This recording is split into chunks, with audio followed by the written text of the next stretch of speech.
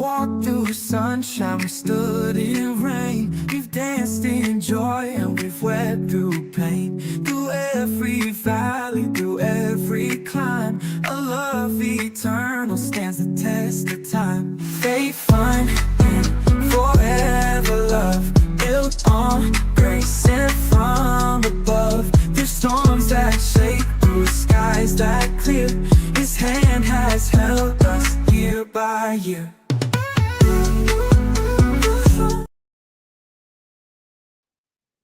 Hey, y'all. What's up, ladies and gentlemen? It is Monday, and it's time for another Marriage Encounters. We are actually in San Francisco. Where are we at? Yeah. Yeah. In San Francisco, in the hotel room, coming to you from the Bay Area. Yeah. I think that's what Snoop said anyway. Did he? Yeah. So we have had fun here, taking the Sunset Cruise, going to Alcatraz, Golden Gate Bridge, and the market is phenomenal. I mean, every language you can imagine is spoken here. We got some amazing fruit. Yeah, it was actually a wonderful experience seeing all of the diversity, equity, and inclusion in the culture here. Yeah. Because it's a real thing. It was an eye-opening experience in comparison to where we live. Just telling you the truth. If you don't like it, I don't know what to tell you. Anyway, but hey, we're ready for another Marriage Monday. And on today, we're still in our journey in June, which is loving through life's changes. And so week one, we talked about different seasons, the spring, the summer, the winter, and the fall. But right now, we're talking about the summer season, which is where you can be hot and bothered. The AC might not work all the time. And then we're going to step a little bit into the fall season of life where things begin to slow down and changes begin to happen that you have to be aware of. Not necessarily bad, but just change. Change is, and it is inevitable. So let's jump into it on today.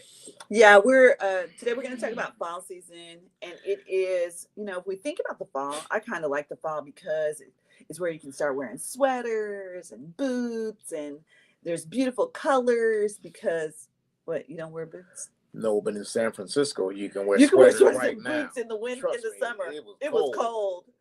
Yeah, matter of fact, we bought hoodies last night. Yeah, we should have brought a sweater and some boots. Definitely. But that's generally in the Midwest. What we think about fall, we think about all the things that are happening with our, the fall, with being able to plant, being able to, pumpkins and hot chocolate and just all of the fun, the beautiful colors that happen in fall and all the things that happen when we look at that fall season. The weather is beautiful, healthy things. We know it's time to let go of some things because they're about to go into the winter. Most people love growth, but most people love blessings as a little bit more. Most people love new opportunities, but very few people enjoy letting go of some things. And the fall reminds us that there are some things that we do have to let go of because they just won't grow. For us as farmers, we try to let, especially our greens and some of our fruits and vegetables go as long as they can into the season. And, we can get them kind of through the fall, but towards the end of that, they just start to die. And there's some things that we have to let go in our fall seasons as we are making transitions. Yeah, that's true. I think the challenge is for everybody when you have to let go of some things, it kind of feels like a loss. Yeah. It feels like you're taking an L. And so, sometimes you are taking an L. But letting go and loss both begin with L. Yeah. But the turnout is dramatically different because you can let go of some things that you should have let go of years ago. And you would have been better, healthier, wiser for it. But as long as you considered it a loss, you'll hold on to stuff that you should have let go a long time ago, right? And all of us hold on to stuff honestly way too long. There's some things that you should have let go of, released, um, but because of sentimental value or whatever it is, you're still holding on to it. But in the fall, ladies and gentlemen, it's going to pass away as the weather changes, right? Hmm. So we need to go ahead and be able to release some things so that we can prepare for new growth that's going to come. All right. Hmm. So one reason couples get stuck is because they're trying to carry those things that belong to previous seasons, right? Still Mm. trying to put it back in your backpack and carry it with you. Yeah. Now, some things need to transfer season to season to season. Let's be honest about that. But there are some things that were maybe in a previous season that your marriage was in that is no longer applicable. Hmm. All right. I'm not talking about the basic tenements of marriage, affection, intimacy, sexual intimacy. I'm not talking about that. Those should transfer season to season. But perhaps there are some things that are just no longer applicable, maybe lifestyle changes. Hmm. When you was in your 20s, you used to party every weekend. Now you need to take your old butt home. Get you some rest, Or at man. least go to bed. At least go to bed, get you some rest, right? You ain't got to stay up. We were here, and there was a group that was, it was, I don't know, 10 something. They were just starting to come join us in the lounge. I ain't They joining was y'all like, in we the about to lounge. have a turn up. It was like 10 o'clock. We were like, we about to go to Turn bed. down. Ain't nobody turning up with y'all. We'll see y'all in the AM. How about Right. that? So, but hey, why? Because that season has left. Yeah. I don't need it back, quite frankly. No. But we embrace the new seasons that are coming. Yeah. And we can't fully embrace what God is doing next if our hands are already full of what he told us to release. There's some things that we know. There's some clothes in your closet right now that you are not going to get back into. Period. Like you're not going to. So admit it to yourself. Clean out that stuff. Get you some stuff that fits. Right. There are some seasons, especially in our middle age or, when we start to get past that point of childbirth, there's just some things that our bodies won't go back to ever again. Just won't. And so we have to know that, we have to accept that, and then we have to make those adjustments. Some couples are fighting about things that happened 5 years ago, 10 years ago, sometimes even 20 years ago. The arguments ended, but the resentment stayed in the marriage. And so we have to really be cognizant of that we don't bring back and we don't continue to rehash and re-dig up things that should be buried and dead. I think what did Jesus say? Let the dead bury the dead. Bury the dead. There are Yep. some pieces in which some things just need to be buried and let go of. We can't keep holding it. Mhm.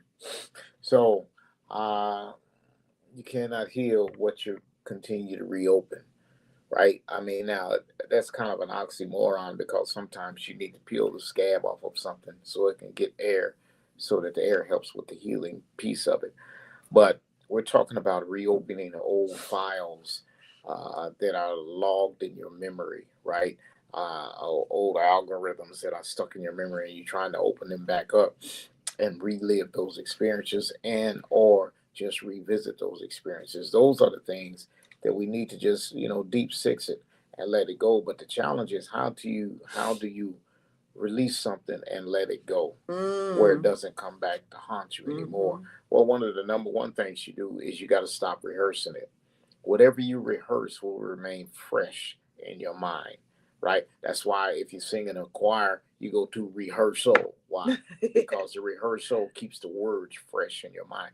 But Yeah. you have to stop rehearsing it, number one. So you got to stop rehearsing. Number two, you got to replace. All right. You have to replace whatever that thing was with something different, a new thought. And when you replace it with that, you need to keep rehearsing that until it becomes a part of what you believe and who you are. So you got to release some things. You got to stop rehearsing some things. You got to replace it with a new word or a new thought. And then that new thought, you have to rehearse it until it becomes part of who you are. That's how you actually replace negative thoughts that have hit your mind. Now, the challenge is it will come back. Oh, because every now absolutely. and then it just springs up like a weed in your garden. It Yeah, just springs up, but you got to go back, pull it back out, right? You don't celebrate a weed growing in your flower bed. Just true. oh, look at the pretty weeds. No, you do something about it, right? So you have to do something about it when it's small, because if it gets taller, the roots first have went deeper, Yeah, and now it's harder to extract out of the ground. If you allow something to get deeply seated in your mind, it's going to be hard to extract that out, which means it's going to be harder to pull it out. And when you pull it out, it disrupts a lot of soil. A whole lot of other things are part of the disruption of pulling it out. So you need to get rid of those things while they're still small, and when it tries to come back, get rid of it again. but I think you made a point, and I think, this is something that we see, whether it's a dandelion or whether it's a whatever. Sometimes we pull things and we don't get the root. True. And when you just pull off the greens, but you don't get the root, you still don't kill it. Hmm. So then you wonder why, dang, I pulled all those and now they're coming back. They're Right coming back. back because we didn't get to the root. And so I think that's a key point, to what you were saying, is that we got to really get to the root of what the matter is. Again, we talk about this all the time. It really isn't the toothpaste that's the problem. We're yelling about the toothpaste. That isn't really the root. What is the root? The disappointment, the loss, the feeling of rejection, the feeling of abandonment, the whatever. And that may not have been something that your spouse even did. They may not be the source of that root. But anytime they roll over that, or anytime they touch something that is related to that, it takes you back to that time. It takes you back to being that little kid. It takes you back to that moment. And so we have to understand that, so that we understand that if we don't get to the root, if we don't pull out the root, we will continue to see this thing over and over again. Hmm. Continue to rehearse it. So Um, go Go ahead. ahead. Well, so and over time it can become frustrated, right? If you never get to the core of the problem and it keeps resurfacing, re-emerging, even though you thought you were over that. Sometimes it requires just some deep conversations. Yeah. If anybody has come from uh, an experience of rejection or whatever, what you equate to rejection, your spouse might not equate to Yeah. rejection, but it's rejection for you. And so, what needs to happen is either you need to come to some kind of understanding, and or if your spouse recognizes that that's a place of pain for you, then maybe they need to adjust either direction. Yeah. But you got to come to some resolve. Otherwise, it's never going to go away. It's like my wife said, you're going to pluck at the little pretty leaves and never get to the stem Hmm. or the root system that's causing it to continue to sprout up in other seasons in your life. Yeah, and when we don't deal with those issues, when we don't get to the root, we can hold our spouse hostage to expectations that they never agreed to.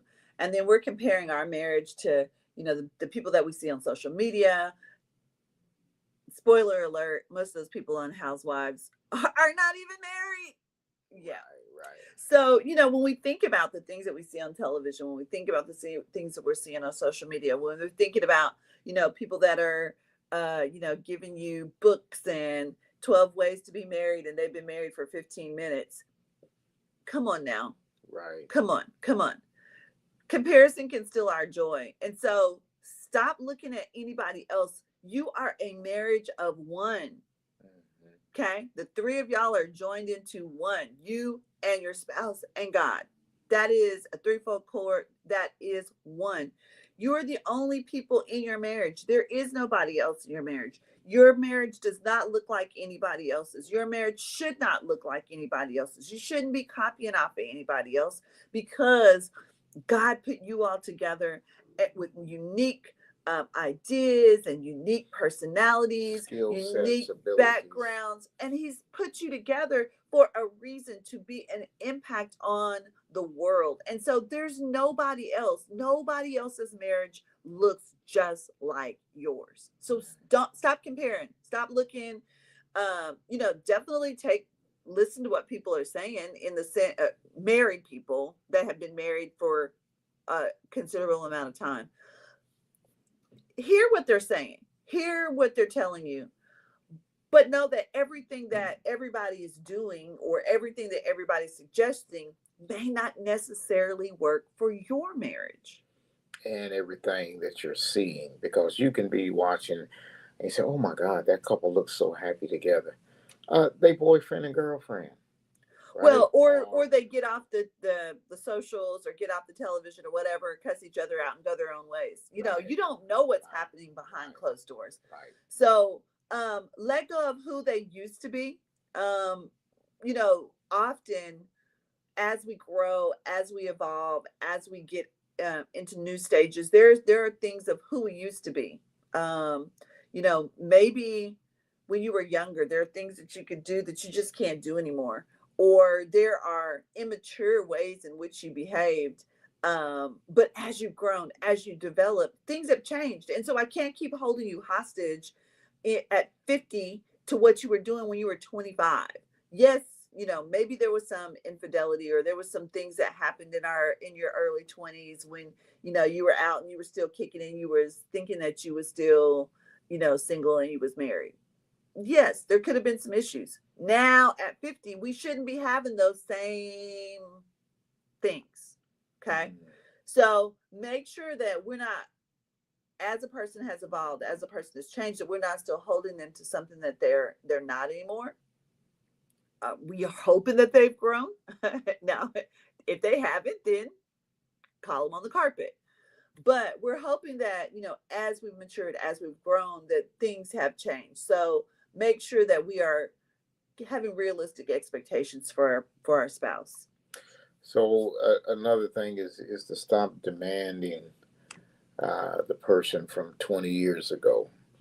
I mean, you know what I'm saying? I mean, my hair is not coming back. I mean, just, maybe I It's could not. do some enhancements or something like that. But Yeah, we're okay. overall, it's not growing back. So that's not a demand or an expectation that can be put on something, especially if it's something that you literally cannot do. Yeah. But oftentimes we hold on to the 20-year-old version. And that's a plus and a minus, because I do enjoy the fact when I see a seasoned couple, even more seasoned than what we are, um, that look like they still have that sparkle in their eye when they see each other. I do enjoy seeing that. But at the same time, when they get up to move and they walk in with a cane and a walker, you obviously know that the physicality, the years have taken the toll And over the made a time change. and made changes. Yeah. But the heart connection is still there. Yeah. And that's what's critical. So, uh, you can't hold on to that 20-year-old version, because you're not the 20-year-old version either, right? So don't hold on to that. And some of us are tired because we keep trying to control any and everything. And I think, you know, yeah, there's control freaks out there. I mean, they want to, and sometimes they don't even know they're a control freak and still want to control. I mean, sometimes they could be sitting real close to you and be a control freak. They don't even know that they're a control freak. And I you're know, like, you're a control I know, freak. I have You know, control issues. those ones have to be But able here's to the let thing: go. most of And us who have control issues is because there's some part of our life that has been out of control at some point, and so we control everything that we can control. I understand that, and that is true. Or you reach the age where you just like, okay, the things That I want, I that I want. want, I want, you know. And so that's kind of, my wife has some control issues. I'm at this stage now where doggone it, what I want is what I want. And if you can't do it, I'll find somebody who will. And I don't mean that in a negative way, but I He's mean, if not you, talking about me. He's no, just talking about but I people in mean, in general. general, if you can't send me my stuff in the text message that I want, then I'm gonna find somebody who will, because I'm just not going to tolerate. Maybe I should stop. Right, because he's gonna get Yeah, himself all yeah. worked I'm up. just, I'm He's just, gonna I'm just not gonna get his tolerate that get his stuff old man anymore. work up. Yeah, but that's a season that I'm in, and that's a season. If you're not there yet, you will get to that point. But that control sometimes, and the need to control sometimes, creates anxiety, because you're pushing, you're moving, and you're demanding things to happen at a certain time and in a certain way that sometimes can create anxiety for you, but it also can create anxiety for the people that are around you, because you go from, and maybe this is you, maybe this is not you, go from 0 to 1,000 in 2.5, and the people around you are like, what the freak just happened? Like, why are you tripping? Like, bro, it's not that important. It's probably me, but I mean, it just comes from over time of the things I don't like. You reach a stage in life where you don't have tolerance for it. And so you got a couple choices. You can either change your tolerance level, or you can leave them people alone. This is true. You can go the other direction. So you got three choices, really. Change the tolerance, or if you can't change the tolerance level, then leave the people alone that put you in that framework of thinking. Well, and then I think the question becomes, then do you trust the people that are around you? Because trust creates peace. And when I can trust the process, when I can trust the people, then I don't have to be anxious. I can be at peace and know that it's going to be handled. And sometimes the reason why we are anxious or why we are needing to be in control is because there's something that we don't trust about the process. That's true. The Bible says, be anxious for nothing, right? But society makes us anxious sometimes. And so, but these are all things that you have to deal with in the different seasons and stages of your life.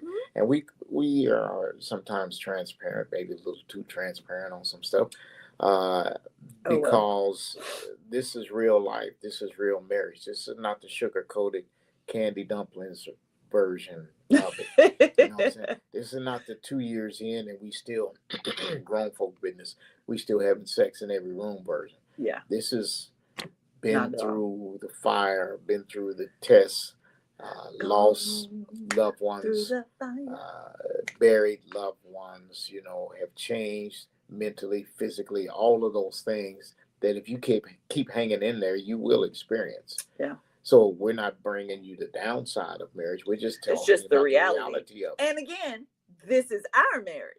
Right. Which doesn't mean it's the same for you. Right. But odds are some of the stuff that we talk about, it's going to hit your doorstep too. In due season. Sometimes faith looks like releasing your grip and trusting God. Sometimes we can trust our partner, our spouse, but we don't always trust God. And so can we release the grip and allow God to do the things that he needs to do in us? Because sometimes we're over here stirring the pot and he wants to do a work in us and then a work in our spouse, but he can't do it because we still messing with it. Right. You stir in the pot, you need to be in the pot. He said, right. So I'm encouraging, stop trying to do it. Stop trying to control it. Allow God. Pray. God, what part of this is me? What is my part?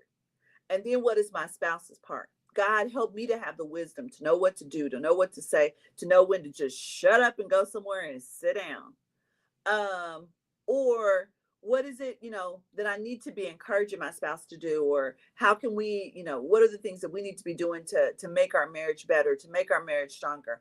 All of those things. Do I trust God to fix the situation? Or do I feel like I always have to have a hand on it? And sometimes God won't tell you when you ask the question, is it me or my spouse? And what do I need to do to fix sometimes my spouse? He won't tell you that part. He's just going to tell you your part. Because all you can be responsible for is your part. True. And if you make a better you, it'll create a better we. Yeah.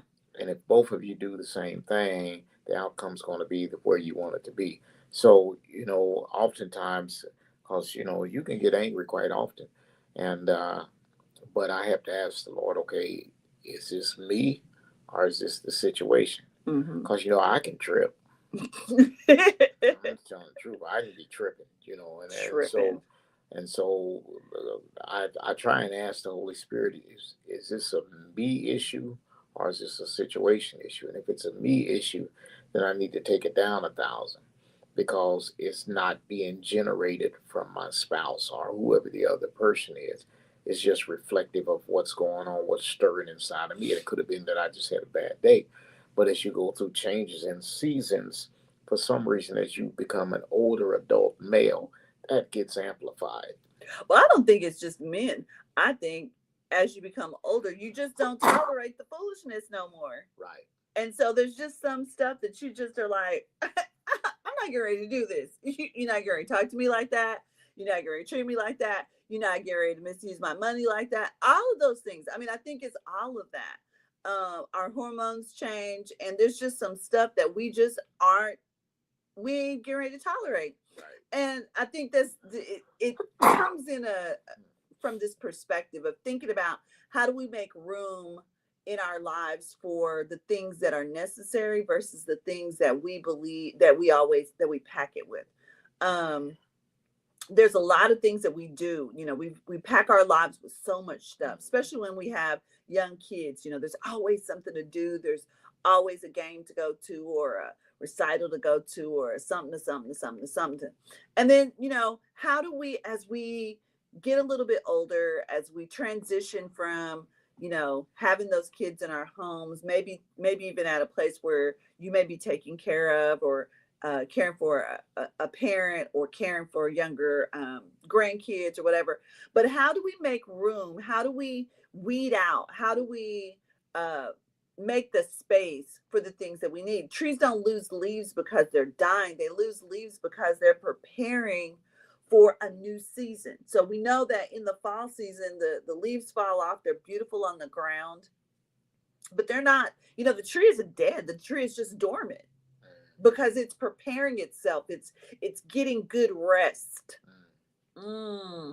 How many of us are whopping because we don't rest enough? Right. And We go to bed, we go to sleep, but we do not get rest. And so some of the reason why we're so agitated, angry, short-tempered is because we are not getting good rest, and we are not restored for the next day. And that's one of the things that we look at in the fall, is that it is the opportunity for those leaves to be shed, for that dormancy to happen, so that we can be renewed, be restored, be prepared for what comes next in our life. So then maybe, and I like what you said, sometimes we overpack. And if you've ever been to the airport, Oh my God. you knew that bag was too heavy when you tried to drag it down them steps. But you take it in there with the expectation that maybe it's going to pass, when you already know it's not going to pass. Now you're embarrassed Because you at the front of the gotta line. open your bag, and your undies All is right them junk there. is sitting right there while people are watching. Why? Because it's too heavy. It doesn't meet the threshold. And sometimes you pack your mind with so much stuff. Yeah, I need some water. That it doesn't meet the threshold. It's too heavy. You're weighted down. You're bloated. You're weighted down with all of this weight, and trying to figure out why you can't get on the plane, why you can't get going. It's because you're carrying too much weight. Go ahead and finish this, because it's about time to tap out anyway. I'm trying to get some breakfast, so we're gonna let y'all go in a minute, because I'm Yeah. finna go get some pancakes. All right, so here's the last thing. Here's our scripture. Isaiah 43 and 18 and 19 says, "Forget the former things. Do not dwell on the past. See, I'm doing a new thing." God can't introduce new things while we're still obsessed with the old things. Right, Come on now. right. We got to get past the old things so that we can get to the new things. Sometimes freedom begins with release. What are we releasing? What do we need? What is God telling you in this season? Let it go. Bishop Jakes did a whole thing about Woman Thou Art Loosed. Why? Because when that loosing happens, when you release that, when you allow those things to go, you can move in freedom. And that's really what we want. We really want in this season. We've been talking about, it's the 250th year, whatever. We are looking for freedom within our marriage. And how do we make sure that we are free in our mind, in our spirit, in our body? What are we doing to make sure that we're free? So number one, what is something that you've been carrying that no longer serves your marriage? What is something that you have been carrying that no longer serves? As much as you move your hands. I know, but I don't cover my mouth. What is something that you've been carrying that no longer serves your marriage? Number two, is there a hurt we need to finally release? Ooh, we've been holding on to that thing too long. We've been fighting about this same foolishness. What is that expectation that I need to adjust? Mm. Right? Doesn't mean you got to do away with it, but maybe you need to adjust some parameters because the guidelines have shifted. Okay? What fear am I still holding on to? What am I afraid of that I'm still holding on to that hasn't magnified itself ever? You know, that but because of whatever, I'm afraid to let go of it. So it actually is a fear in my life. It's a false evidence appearing real, right? What do we believe God is preparing us for next? What is the next season? Because the new season is going to come regardless if you're prepared for it or not. So what is the new season that you need to be preparing for in your life? All right. So check this out. Maybe write down the things that you need to release and then pray over it, right? Pray over it, but then let it go. Maybe it's a discussion that you really need to have that you haven't been talking about because of past outcomes when the discussion was on the table. But maybe it's the time now where you're mature enough to handle that discussion and make the applicable changes. Yeah. Right? Fall isn't about loss, it's about preparation. And sometimes God removes the things not to hurt you, but to help you grow. Right. Next week, we're stepping into winter season. And we're talking about loving each other through difficult times because every marriage eventually faces a winter season. The question isn't if winter is coming. The question is, how do we stay connected when it does? Right. All right. So, hey, that's some good stuff from San Francisco, home of the 49ers and the Giants. Well, are the 49ers still here? I don't know if the 49ers are still here or not, but it's home of a bunch of stuff. How about that? So, hey, but until next week, you know what we always say. Keep building your marriage with faith, fun, and forever love. And forever love. All right? Hey, practice making babies. Blessings to you all. Thank you for watching, and make sure that you join us on YouTube and our webpage, Marriage Encounters with Bill and Michelle at Weebly.com.